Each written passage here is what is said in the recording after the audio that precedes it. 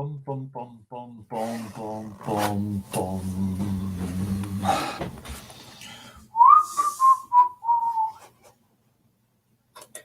We are live. We're waiting for people to come. Let me see what people are saying. Is anybody here? Can anybody hear me?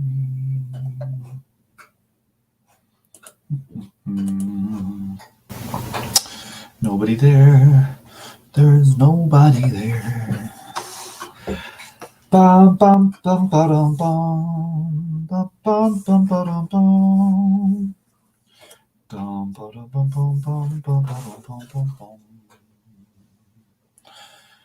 Ba bum bum bum bum bum bum bum bum bum bum.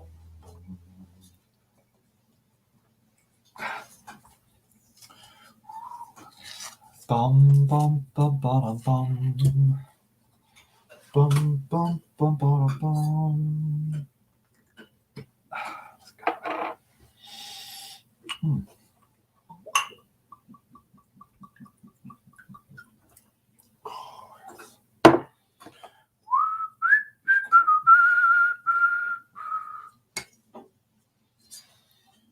Have a Christmas drink. We see people are coming in. We got Steel Toe, Communist, and Alex in there. How's it going? I'm trying to get a little drink of whiskey. Ice and water. There we go. Now we're set. How is everybody? We'll wait till a few more pop in. We've got just myself and the two of you. How are we anyway? What are we up to? Alex says coprophagia is a bit much. Well, that's what flies do, don't they? What do flies do? Flies eat shit. Yeah. The flies, they do be eating the shit, so they do be. That's an interesting... People might not know, but in the Irish language, in Gaelic, there is an extra present tense, which you might hear some Irish people saying, like, they might talk as in the way like it does be raining, and it kind of translates directly from a tense in Irish that doesn't exist in English. It's kind of like it is usually raining. It's probably how it directly translates. So if I ever say stuff like, oh yeah, I did be going there, it means that. There you go. Just boring tidbit there. We got 5 in, and we got people coming in. Steel Toe says, let's see till it comes in through here on my there we go. It comes on my StreamYard's a bit slow to get it. Just got the result from my second COVID test. I'm negative, but big gov nanny state says I'm still in quarantine and can't go to work. Oh well. Sounds pretty good to me. I'd be up for that. Give me some of that. I think it's Norwegian, isn't it?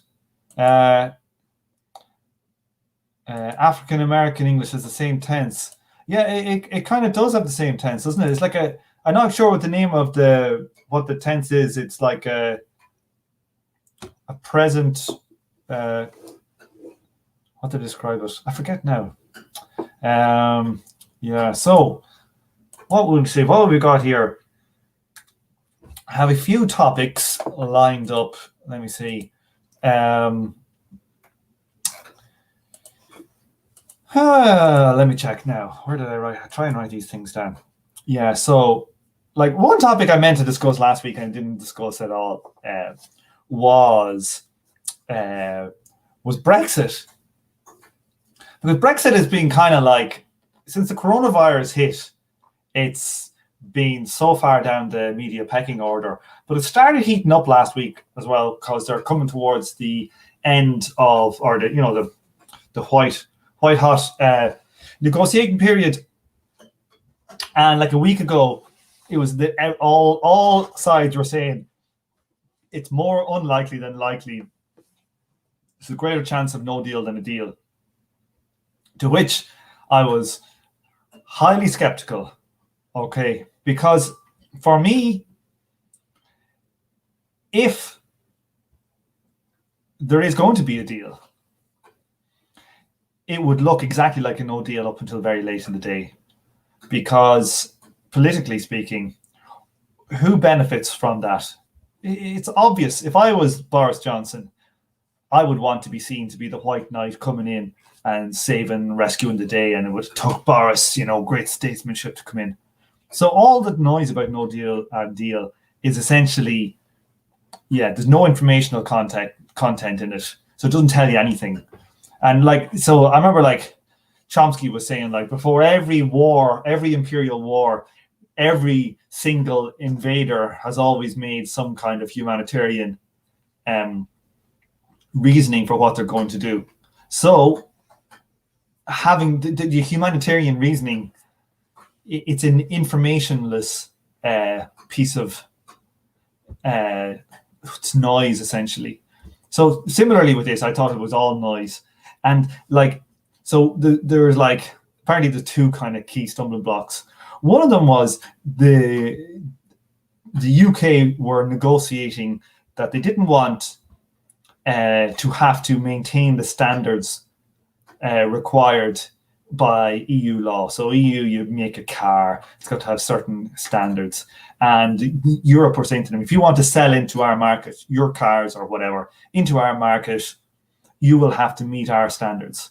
And the UK said, well, that's our sovereignty. You can't determine what our laws should be, blah, blah, blah, blah.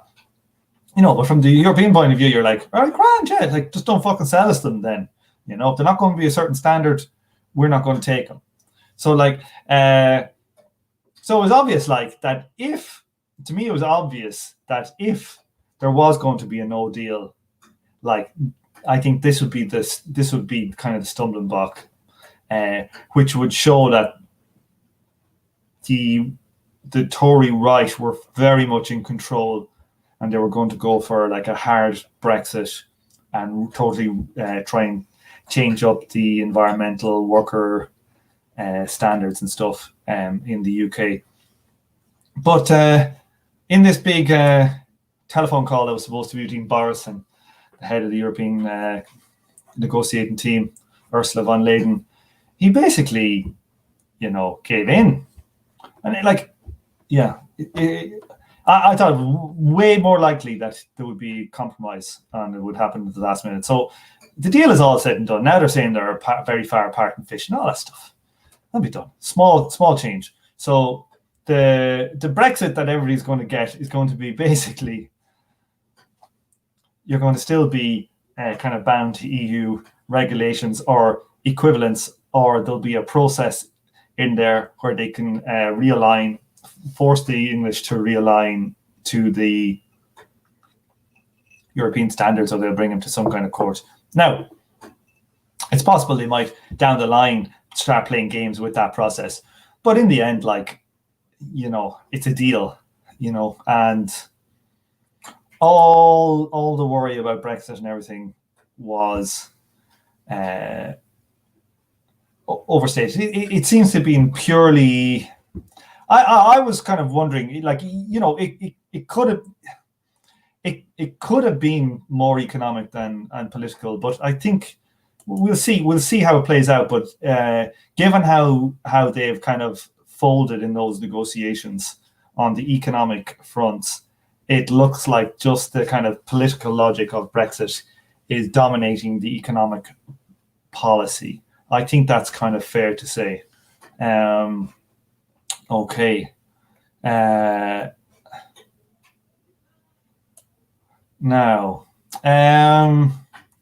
so kind of anticlimactic, at some level. I'm a kind of a, I don't know. Sometimes when you read these terrible stories like coronavirus hit or anything, it's obviously terrible, but my news junkie side of me, my sociopathic news junkie side says, oh, this is very interesting. So the no deal Brexit stuff would have been highly interesting, but living in England, I don't want it to happen, and I don't want it really to happen for Ireland either. I think it would be negative with respect to I think the peace process, would be negative. So all in all, a whole load of horse shit for 4 years. That's probably just going to turn out literally with some kind of Norway kind of deal. And I think his majority in the House of Parliament is large enough that he could have 100 rebels, you know, and it would still pass.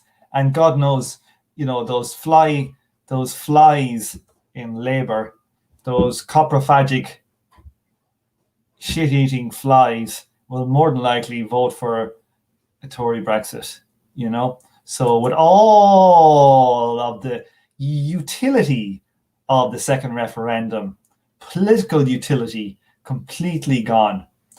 Even if it was a closer vote, if it was a closer election whereby, you know, there was only 20 or 50 or 30 seats in it, even in that scenario, you know, the Blairite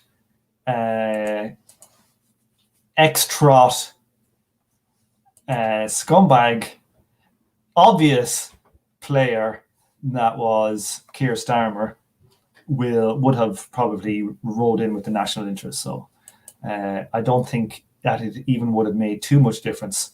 Let me see. Yeah, they said on Navarra about how it's read in the UK. That's why Johnson emphasised the big disagreement, so he looks impressive. Yeah, that's it.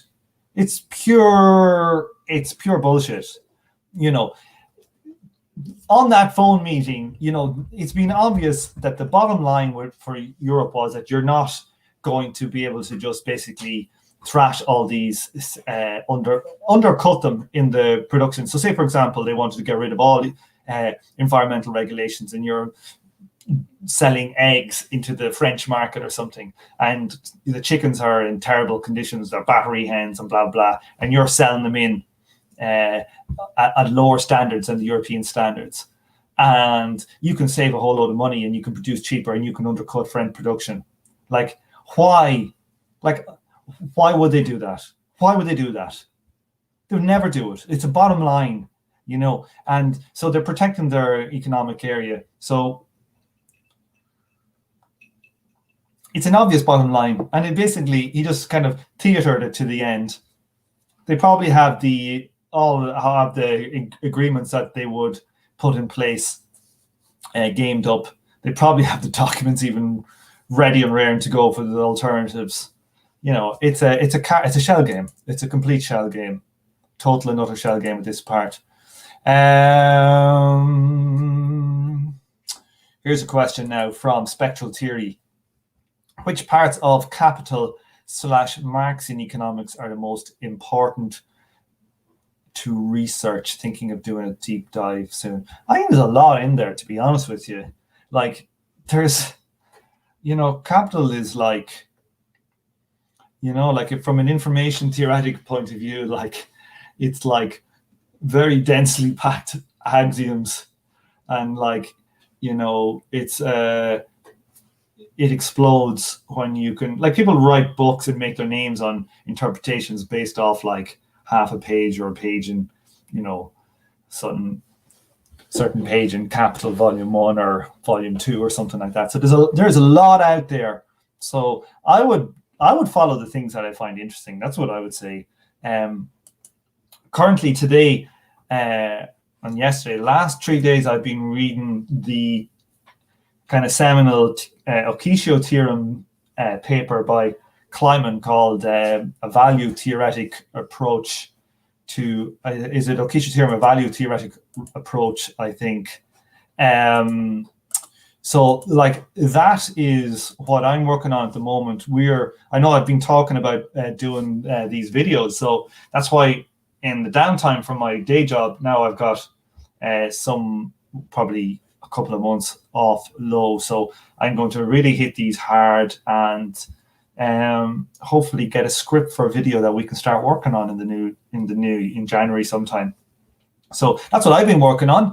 But I've loads of things I'm interested in reading. Somebody asked me last time about productive, non-productive stuff. That's something I'd like to read. Like, amazingly, I still haven't finished Volume 3 of Capital with reading all this other rubbish. So volume 3 of Capital is in there. I have haven't read Surplus Theories of Surplus Value either, or the Grundrisse.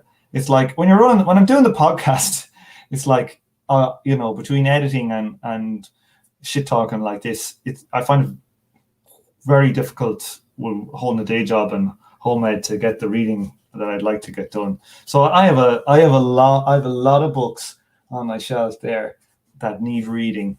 I've been doing this Marie Kondo stuff at clearing the house, and like so many of my books don't spark joy; they just spark like fucking dread.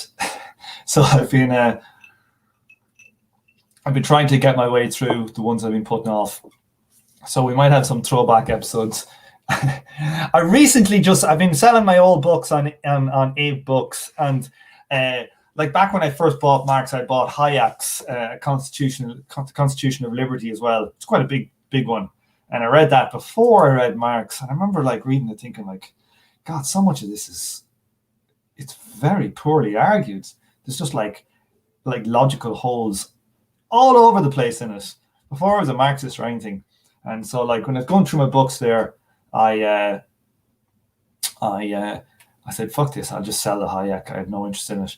And who bought it? Like somebody bought it, and I was like, Precious, my missus was saying like, who's he? Look, that guy had an unusual name. Look him up, see what it is. And so we put his name in, like, your Google search bar, the first and last name of this guy.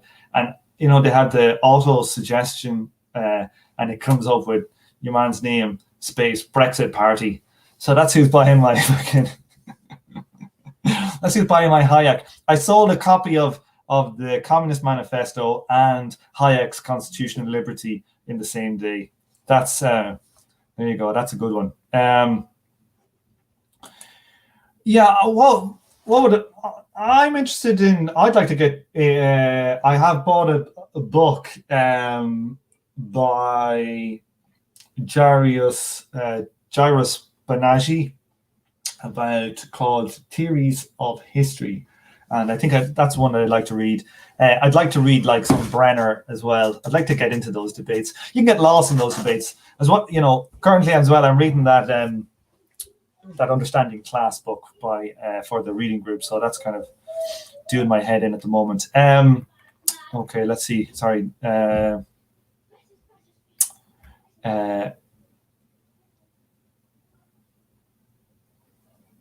Yeah.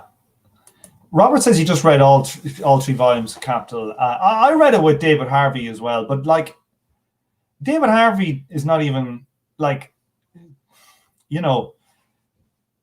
he's a Western Marxist who fell into the kind of Schraffian field. So he doesn't even think value is a thing. He thinks it's not a thing.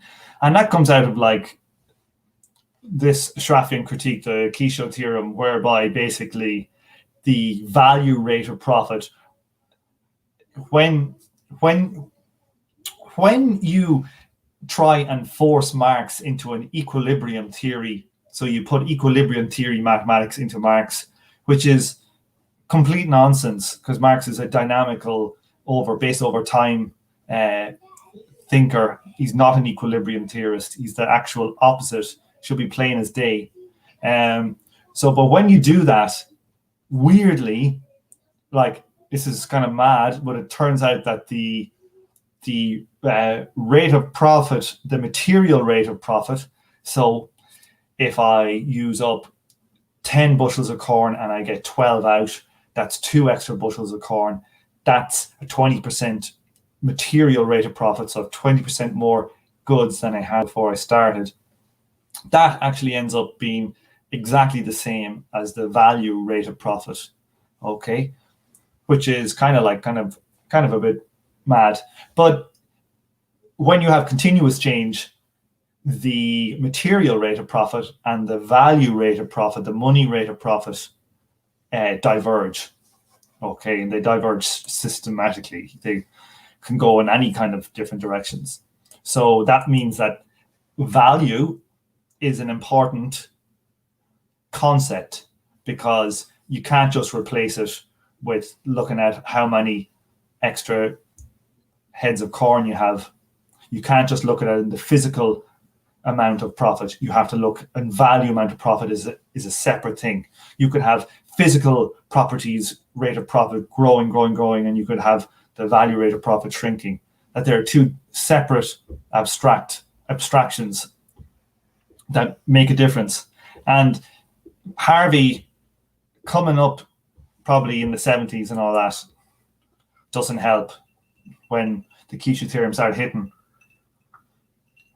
And a lot of people kind of bought into that. It's kind of, I think a lot of times it's because they didn't have the mathematical understanding about what was going on. I assume, some people don't do the maths, they do the other parts. And like, they probably can't really tell. But also, like, the best papers on it, like the Kleiman, the Freeman, the Carcetti papers that came later on in the 90s and the early 2000s, like, they weren't around at that time as well. So you kind of give people a bit of credit. But, the people who actually went with that stuff didn't do the work since, I think it's internet leftists, but, I even think on the internet leftists, just people who read the TSSI in their own time and stuff like that, they're still the minority because, who's Capital going to put forward as who would you put forward as a Marxist, an economic Marxist, one that doesn't believe value is a thing, or would you promote as a capitalist the one that think value is not a thing and it's material production? So, take your pick on what's the motivations for people. Okay. Yeah, but like I would say that the videos at Harvey are still pretty good. Like, I used them. I read volume 1. I used them, and I think I used volume 2 one as well. I haven't seen if he's done a volume 3 one. I know at the time he said volume 3 is kind of all wrong when I was doing them, but yeah. So, and the Heinrich, now there is an intro to some volume of Capital that Heinrich has written some intro, and Esri says it's really, really good. But he's got some bullshit ideas, Heinrich too. Let's get it straight. I think about the falling rate of profit and value theory as well, which comes out of that other stuff. It's amazing how, like, all these the best Marxists out there, that everybody, the hottest Marxists out there, is always one who thinks value theory is wrong. Kind of mad. Somebody else here asked me something about I want to talk about, like, AOC and Jimmy Dore. Like, this is something I want to talk about. I've been hammering this idea, like, the fly, these Socdem flies, shitting Socdem flies, like, and Jimmy Dore's been up to something. I think they've been trying to basically putting out videos, trying to get, like, who calls themselves progressives to vote against, or not vote for Pelosi as House leader or something, unless she puts a vote for Medicare for all on the floor. So it allowed people who voted on an up and down basis or something.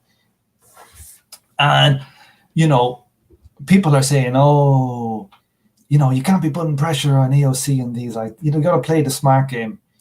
But honestly, I think Jimmy Dore is probably right. It's like so many of these people that call themselves progressives in there, like, they end up just voting party line straight down to think, what use are they? What use are they? Like, and if anything, I would say the exposure that somebody like AOC gets is because she plays the game, and you don't get on The View and all these things if people in power don't think you know how to play the game. That's my fundamental reading of people like AOC. Like, I never knew she was like Ted Kennedy's, like, assistant or something in the Senate for a while. And when I heard that, I was like, all right, that's AOC. Okay, right. That makes a lot more sense why she's getting all the good PR. Even though, like, she is like the radical socialist. Yeah. So I think go ahead, expose all these progressive. If it only takes 10 or 15 progressives in the House to withhold their vote, to put her under pressure, yeah, absolutely. And you'll find out how progressive these people are. Like, what good is having somebody like Ilhan Omar in the House of Representatives or AOC at the moment? No good. Does nothing. They might as well go in there and work against the interests and make themselves different, if they have any interest in it, which I sincerely doubt.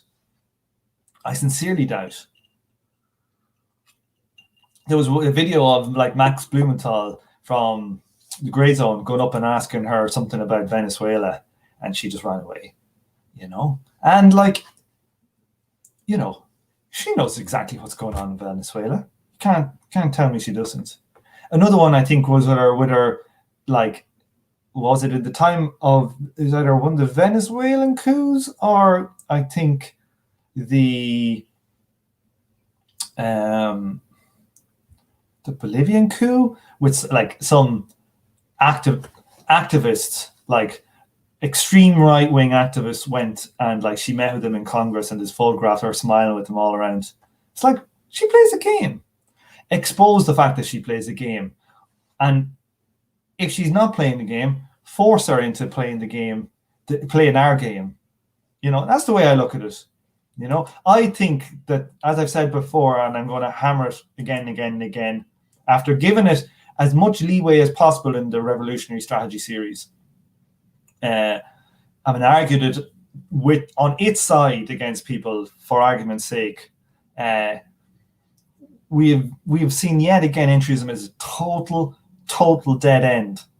Why is AOC getting the exposure that Dennis Kucinich didn't get? Yeah. I think it's purely just because I think she plays a game. I think Dennis Kucinich plays a game too. He's not a communist, socialist. They're social democrats, and a social democrat who won't even like threaten or use any position of power to do something is useless. It's actually useless. Yeah. And I listened today to one of the I was in to Chapo, and they had to bring it up, and I never heard such mealy mouthed shit in all my life about Matt Christman and some of them going on about, oh, well, it's a sign that these people are just playing their media career to try and inject them, because they see that, there's no point. We have no power over them. So it's all just like a charade, a game, and then they'll see it in a little bit like, oh, well, I see his point a bit. But it's like, you want my opinion? Chapo and those people are much more, they're thinking, well, AOC might get a chance to run for president in 8 years' time, and we want to be associated with that. I think that's their overwhelming. I think their overwhelming interest is in that. Basically, they're Socdems, and they think, oh, this mightn't be exactly the right time to do it. But in the middle of a pandemic, fucking 500,000, 300,000 dead, another 300,000 probably to come. Probably at least another 100,000 anyway. Probably will do over 500,000 deaths in America in the middle of a pandemic and an economic crisis. And you can't even get, when they could actually do something to annoy the establishment, they won't even do it then. Yeah. Well, their growth rate is what? Like they did about two senators, two progressives every 2 years. So by 32-41, they might have a majority in the Democrats. So better off holding off on your fire until then, lads.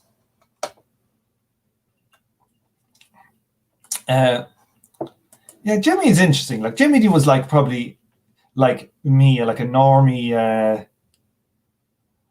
like Socdemi, lefty, non kind of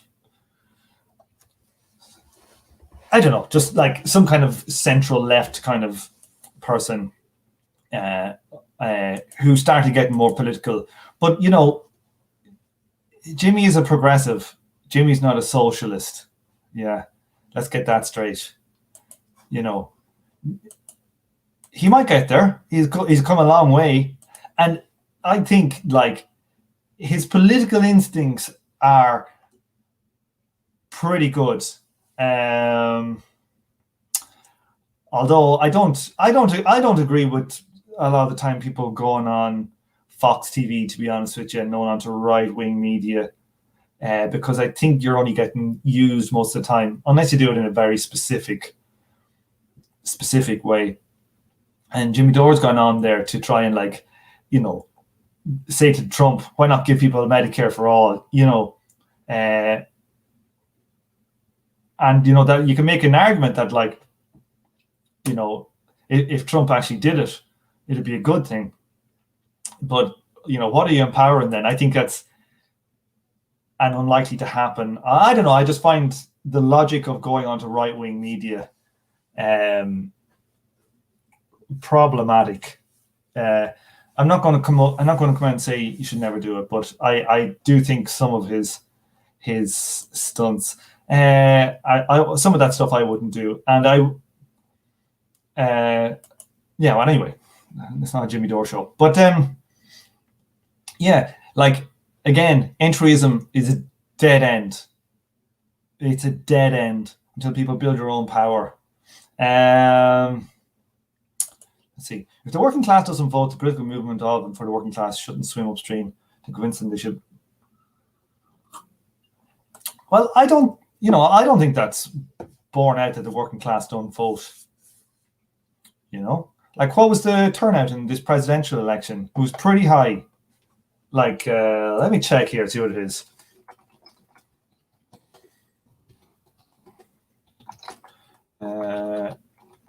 I'm thinking a bit here of, this is like this is a Sainsbury's kind of like a taste the difference. So they select their own whiskey. I just figured that, like, you're spending probably 20% of your money that you're spending on a whiskey is on its brand. So why bother? Why not buy, like, just like a shop's own brand, but their deluxe version? That's pretty nice. Single malt Scotch whiskey. Yeah. So let's see this. Enticing flavors of moist fruitcake, marzipan, and chocolate orange with a smooth aftertaste. Well, I must say, I don't get a fucking single one of them. Let me give it a go.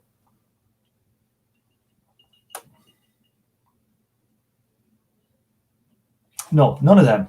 Okay. Let's see. Voter turnout in presidential elections. Let's check this one here. So,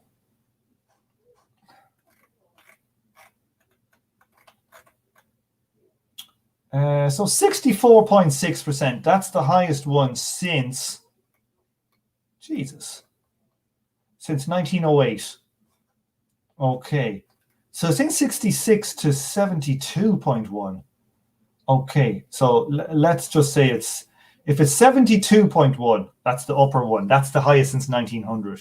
Okay. You got 70%, you know, somewhere between 65 or 66 and 70%, 72%. Let's say 70%. You know, the vast majority of your electorate is working class. That means the working class are voting. Now, maybe they're not voting as high as the bourgeois and middle classes, you know, but they are voting. Like, there's probably that statistic would let you to assume that it's at least a 50%. And I presume when you say working class, you mean like lower working class. So,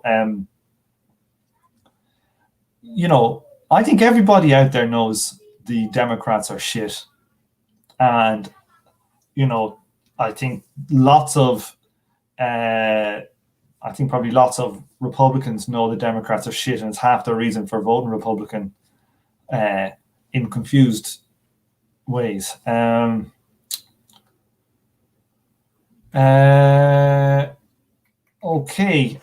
What else did I have to chat here now? Somebody asked me to talk about imperialism. Well, yeah, because I haven't read too much on imperialism. Let me just read a comment here from what am I after doing? So this is on the, just give me a second here and I load the question here that somebody said. What are your thoughts on imperialism as a concept? Is it of any use? How is it related to capitalism? Well, like, you know, we had forms of, you know, Marxist imperialism only began like in whatever, you know, British in the 1800s or whatever, you know. I don't know exactly. This is like part of the historical stuff I'd like to read more on. But, you know, I was out with like a previous guest of the show, or in London here, and having a drink, and he said, and I was like going, he was talking about imperialism, and I said, like, you know, the Romans are going around Europe conquering just as much, you know, and why, you know, so I think there are non-capitalist imperial, obviously there are. Why do they do it?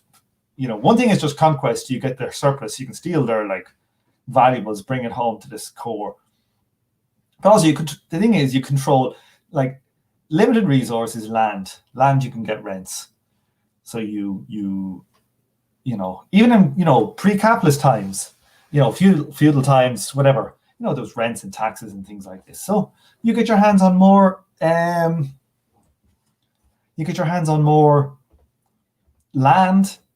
It's an obvious thing that's going to happen. So there's both elements to this that are pre-capitalistic, and then there's capitalism itself that has an effect secondary. And like, you know, I think it's in Grossman's book, let me get it here now.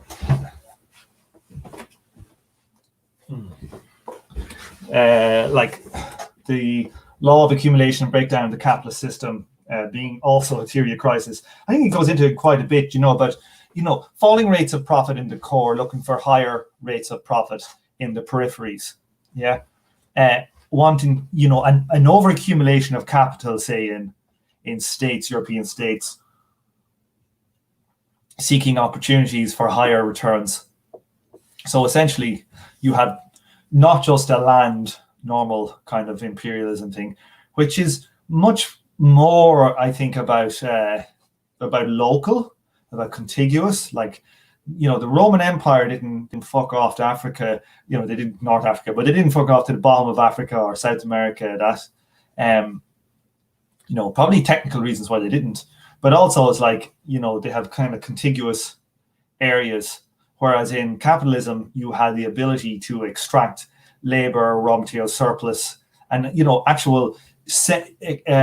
invest your excess capital at higher rates of profit in a periphery with higher rates of exploitation. You know, so that relation, which wasn't around in Roman times. You know, you didn't have factories in England when the Romans got there, or Gaul, or that. You know, you might have had land rent, but you didn't have that exploitative other thing happening. So I think that there is a dual component there. But honestly, I haven't read the history much. So, you know, I got my head stuck in reading, like, producing the podcast and getting stuck in like all these economic arguments. So the politics is not as much of my my thing. Okay. Imperialism isn't politics, but the geopolitics. There was a second part to that one question that was good, I think. Some leftists only used in, let me put it up onto the screen here, which is, the Grossman book. I would. So this is the question from Ove, who's in the chat there, I think. So he said some leftists think it is only useful in relation to violence, war, coups, support of insurgencies, or threat of violence. Put simply, imperialism is capitalism plus violence. Yeah, like there's a big moral like, so like, you know, I know like some people like to slag off some people who work for the grey zone, but I think they do really good, typically very good reporting on like just US imperialism around the world. But obviously they are kind of, Ben Norton is like a China head, you know, I think he's an ML type. So they have some kind of dodgy takes, to be honest. But like the actual reporting of what in the US does is pretty good. But it's never put in terms like very rarely put in terms, even while they will give good, they will like back up kind of socialist regimes, but like they also back up like Iran and Syria as well. So they don't really point out what are those drivers, how to tie imperialism not just to the military-industrial complex or to oil, but to all of capital. Like, remember the coup that went in, like, was it Guatemala or something in the 50s? Is it Arbenz in Guatemala? Like, that was by a fruit company, you know? It was by a fruit company. It's American capital there seeking higher rates of return than in America, you know? So, like, they may describe that, but they don't talk in terms of a systemic critique that really, when you get down to it, it's the fucking value for, I'm going to sound like a weirdo, but like when you get down to it, it's how value operates and the lowering the rate of profit. Like, I've never once heard them talk about the tendency for the rate of profit to fall, Like, when it comes out, when you leave that systemic stuff out of it, it gets into moralism, like how I always brash the Brits, England and that, and I do it,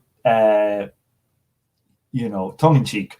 But like when you're doing that as a full-time, that is your entire, say, media enterprise. When you do it without attaching, say, the actual critique of capital, as opposed to just a kind of a moralism, it's only half a criticism. And I think it's very likely a lot of something like the Grey Zone, like very likely they get like money from another state somehow or other. I think that's quite likely. And that would also explain, maybe it's just their internal politics. Yeah, maybe they think people are more reachable if we can talk to like right-wing people as well to get them anti-war. But like I think it if I wanted funding to get a show on RT, all right, I'd want to make the programs in such a way as it just puts US capital in bad light, and as opposed to look at Chinese capital in a good light, while in reality it's kind of irrelevant. Like, there may be differences between these empires, but look, this is the British Empire Mark II. They're a bunch of vicious fuckers. The British Empire was a bunch of vicious fuckers. The Belgians were vicious fuckers. The Dutch were vicious fuckers. The Spanish were vicious fuckers. The Portuguese were vicious fuckers. So were the Germans. So were the Italians. So were the French. Need I go on?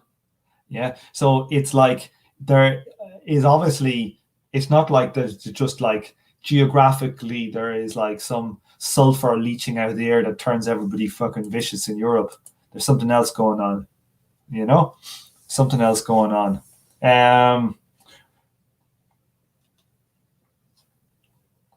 Now, who else? Who left? Somebody left one on. Let me just get the name. So Paul Goldrick Kelly left one on. Let me put this one in the chat too. So Paul is another fellow. Paddy. There's lots of them out there now. Okay. This is a two-parter. Oh, it's kind of it's gone over two parts. Let me just copy it again and see if I can get it into one part. I don't know why it's gone into two. Surely you have structures. Oh, maybe it just it's too long for the chat. Okay. I wonder what you think cybernetics implies for political organization. What does it mean for structure? Should the party be prefigurative in a sense, so that if it all goes down, you have the structure that could possibly address social needs in a likely emergency? Look, I think the General Intellect Unit guys doing their reading group, which is slowly being released on the brain of the firm. Let me get the book. Where is it?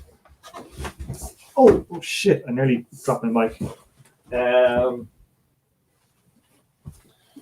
This bad boy here, Brain of the Firm. Every leftist needs to start reading this shit. Where can I get it that it looks better? The light here is a bit weird. There we go. Stafford Beer, Brain of the Firm. Everybody should be reading this book. It's goddamn brilliant. It's one of the best books I've read in a while now, and I haven't fully read it. I've only read parts of it. I've been listening along.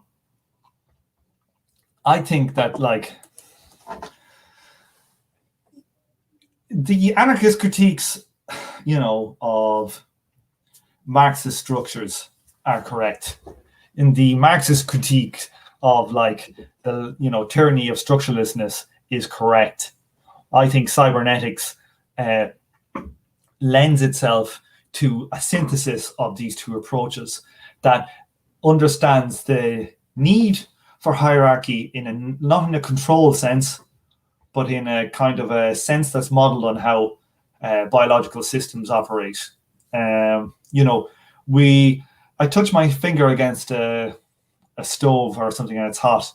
I react before consciously I make the decision to react, even though I feel like my consciousness actually says, oh, I felt it hot and then I moved. But when they look at the brain waves, it's actually the finger moves before you consciously make that choice. So there are obviously systems that are, say, close to the action that need immediate response, and they can do stuff better. But also then, like, there's other times when you have something that needs where, like, local systems need help from higher systems. So say, for example, you are stuck, you fall off a tree and there's a rope there and you get your leg caught in the rope, right? Now, your leg won't be able to do anything. It'd be no good for it. It will have to alert your brain, your actual consciousness that, look, your legs got stuck in a rope. I need you to, like, untie this rope. And it's not able to do things. It just has to push things up to higher systems. And I think, like, the structure that's in there, I'm given a very, rudimentary kind of explanation for how that, for what is actually a very complex analysis beyond just like a head and a hand or a leg. But when it comes to it, I think definitely prefiguration is a thing. Some people, like, slag prefiguration. They say, oh, look, Occupy didn't work. It was prefigurative. And you're like, yeah, whatever. Yeah, it wasn't big enough. It wasn't a good prefiguration, and it wasn't exposed to as many people as other things. So I think that right now I wouldn't join a Marxist party because I don't see any Marxist party out there that has a proper structure and a proper politics. There could be some, I think that's kind of true. I don't think they are as democratic as they should be. I think they should be all designed along cybernetic lines. And I think that not purely the party is prefigurative. I think that in a, future, 40 years down the line, if we have socialist childcare, I'm talking about, like, external to the state. I'm talking about our own movement. We have our own choirs. We have our artistic unions, whatever. We have all manner of different organizations. All of them should be built upon cybernetic principles. I think the party should be built upon that. I think those cybernetic principles should be embedded into all aspects of our socialist movement. I think you do that when things get real. You know, if it actually all goes down and the things getting real, people will understand how it works, and you go from there. That's the point of prefiguration, you know. And I think, I genuinely think, if not exactly what the cybernetic stuff of Safford Beer is saying, would be the synthesis, something extraordinarily similar to it would be the synthesis. And, you know, I think there is, look, if Marxists can enter Labour Party, a bourgeois party, and anarchists can enter like the Democratic Party and think like doing stuff for the Democrats is a good idea, surely to fuck the two of them could join a party that's built on cybernetic basis that is for revolutionary socialist communist ends. Yeah, revolutionary anarchist socialist communist, whatever ends you want to say. Because I think cybernetics has a lot to say to the anarchist critique, because it's fundamentally about self-determination at the lower, at the parts, and it's only when the messages go up for help that this, like that help at the higher levels, that the hierarchy will be come into work. You know, the kind of core idea of cybernetics is not a hierarchy like a Stalinist hierarchy trying to push everything down. It's really signals go up, signals come back down. That's your kind of your basis.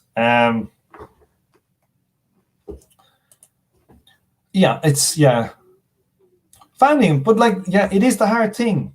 But I don't think it's a simple like final, like Esri and Derek did this like Red Party thing in America, and I was slagging them off. I always slag off Derek, but it's not coming from a real thing. It's coming from some internet discourse. Yeah, like if you look at where the Labour parties and the SPTs and all this stuff came, or say the movement for socialism in Bolivia or these places, they come from organizing at ground roots level, or collections of organizations with similar politics coalesce. And I think that's what the party should come out of. I think that's how parties come into being.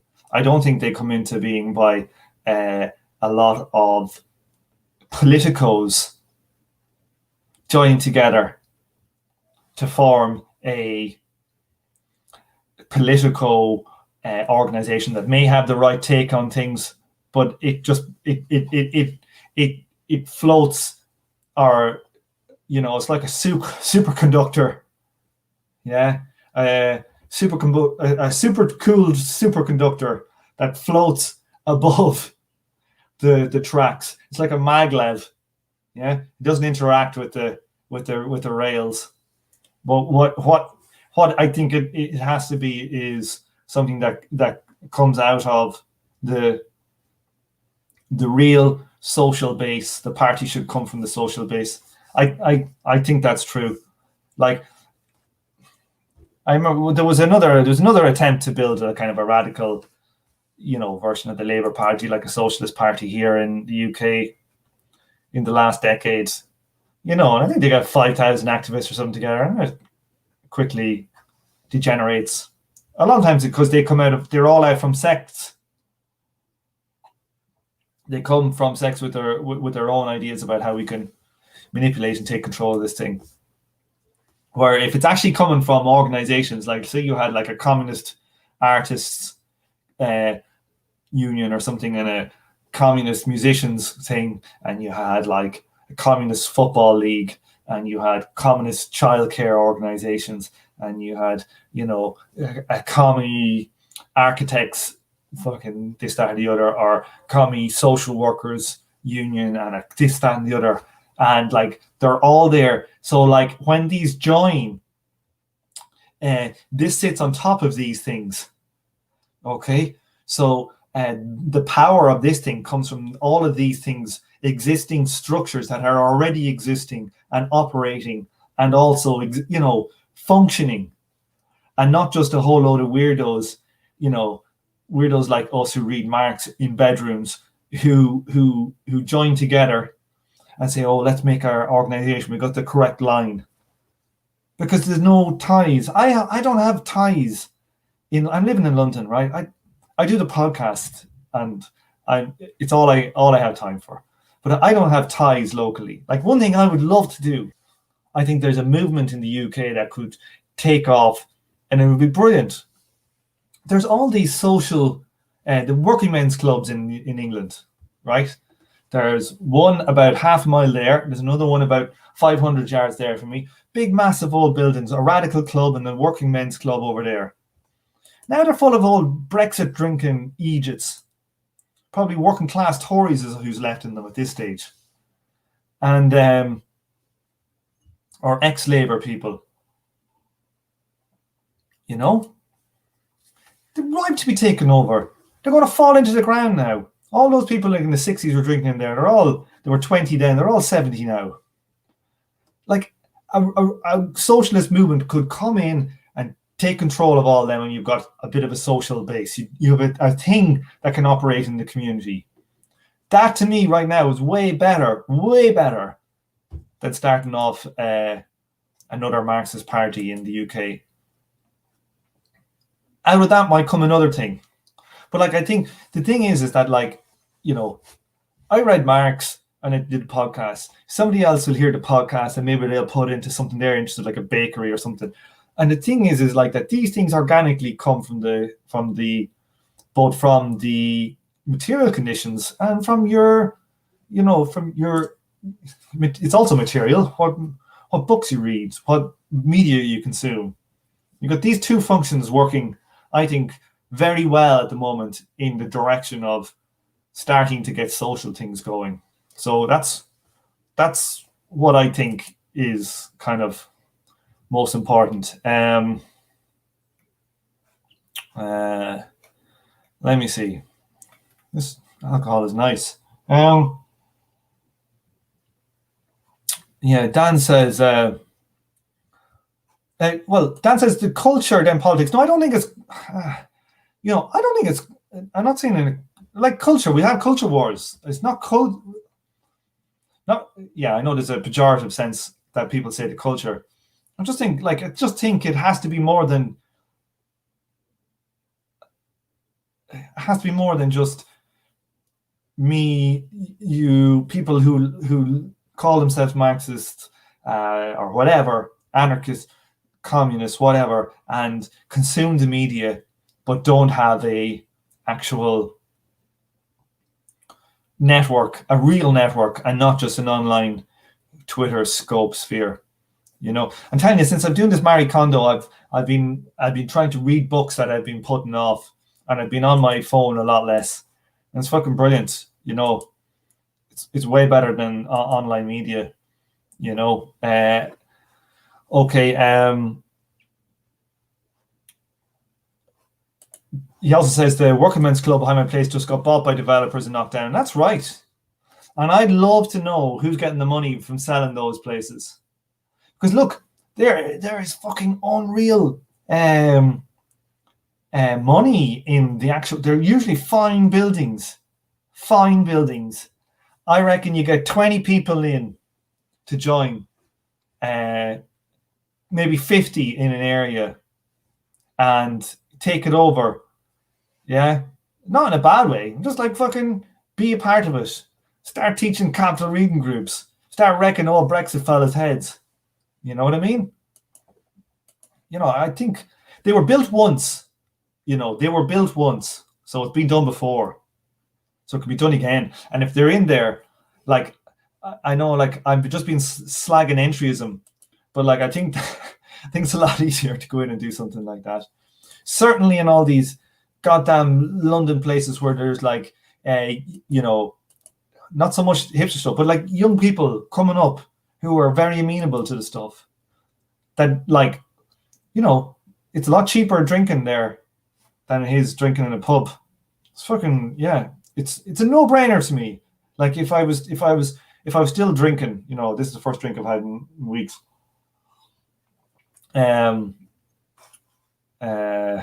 Right, we're just gone an hour. Anything else in the chat before I go? We've got 13 here now. I don't know if Yeah, Christopher says he's finding it difficult to listen to the read. It's really good to listen to if you're reading the book.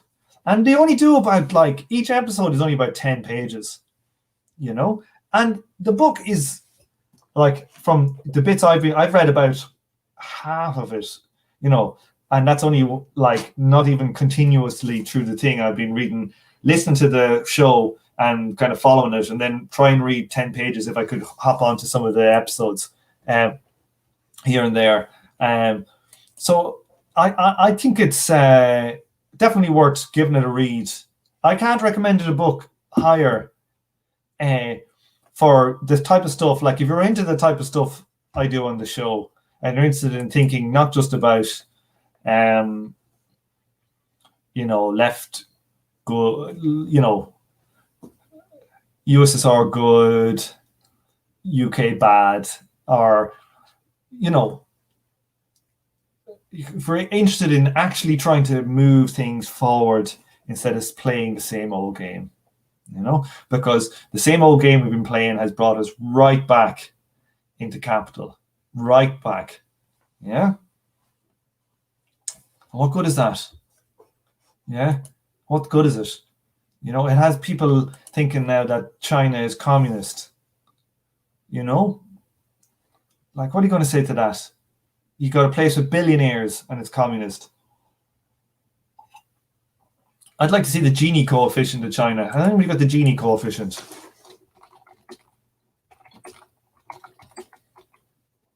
Let's check it out here. I'm feeling drunk after that. Okay, let's have a look here.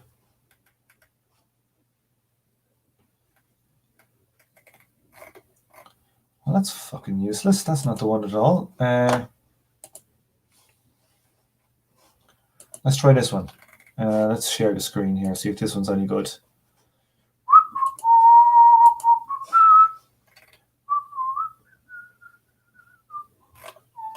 Okay, see if we can find China anywhere in here. China, Gini coefficient of 0.7.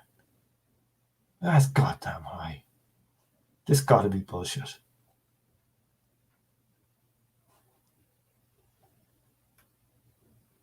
Okay. I don't trust that. That can't be right. I'll have to go and look somewhere else.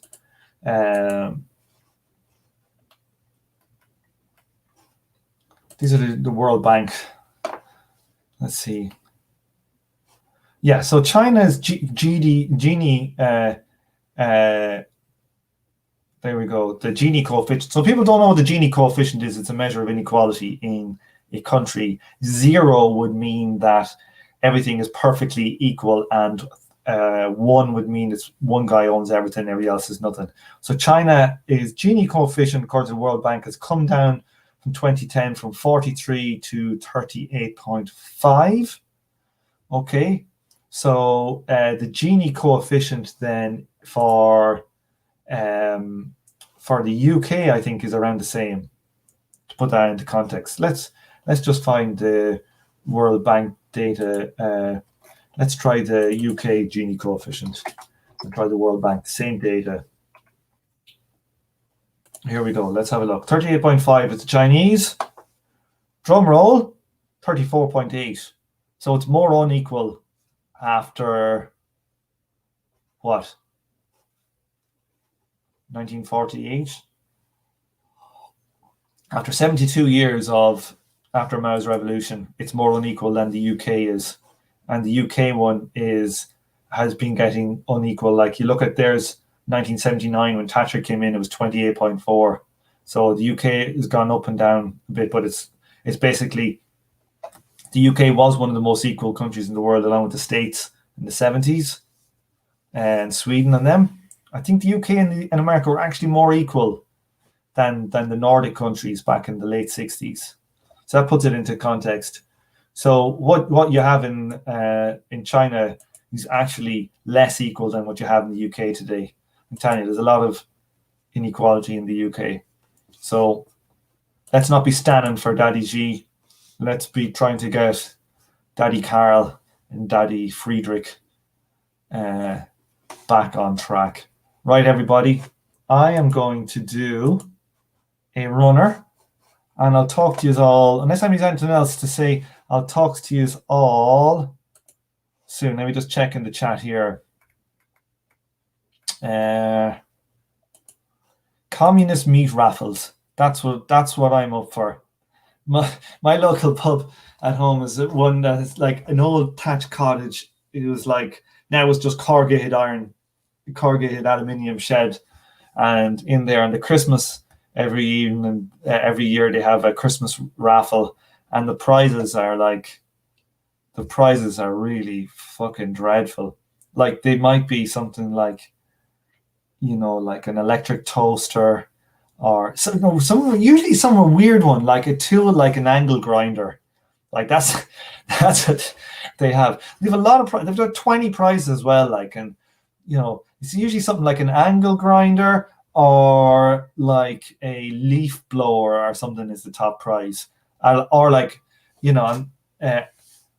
although I think I won like, what did I win? I won something one year. Unbelievable. I couldn't believe it. I never win anything. Right. I am out of here. I love yous and leave yous. Till then.